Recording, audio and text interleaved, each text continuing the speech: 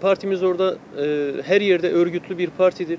Beldelere kadar belde teşkilatlarımız var. Yerellerden, köylülerden, mezralarda yaşayanlardan herkesten biz bilgi alabiliyoruz. Ve ben bunları ifade ederken samimiyetle bir barış çağrısı yapmak için ifade ettim. Diyalog, müzakere çağrısı yapmak için ifade ettim. Yoksa hani savaşın geldiği durumla ilgili gurur duymak için, böbürlenmek için ifade etmedim.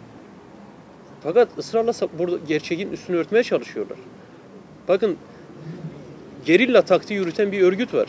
Yani sonuçta gerilla taktiği yürüten bir örgüt eğer büyük bir alanda gece gündüz yol kontrolü yapabiliyorsa, istediği zaman eylem yapıp çekilebiliyorsa hakimiyet onda demektir. Bunu anlatmaya çalıştım. Yoksa PKK gelmiş de Şemdinli Kaymakamlığı'nda oturmuş da ele geçirmiş demiyorum. Birileri gitmiş plastik masa koymuş da Şemdinli'de durum sakindir demeye çalışıyor da yani savaşın üstünü örterken iyi bir şey mi yapmış oluyorsunuz?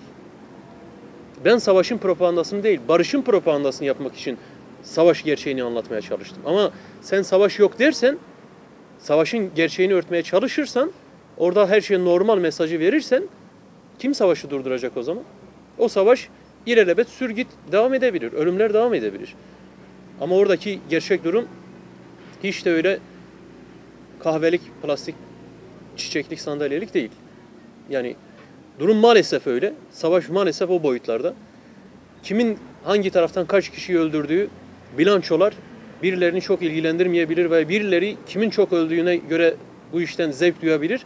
Biz BDP olarak kim ölürse ölsün acı duyuyoruz. Savaşın tamamından acı duyuyoruz ve o yüzden müzakere, diyalog yöntemini öne çıkarmak için o savaşa dikkat çekiyoruz. Ölümlere dikkat çekiyoruz.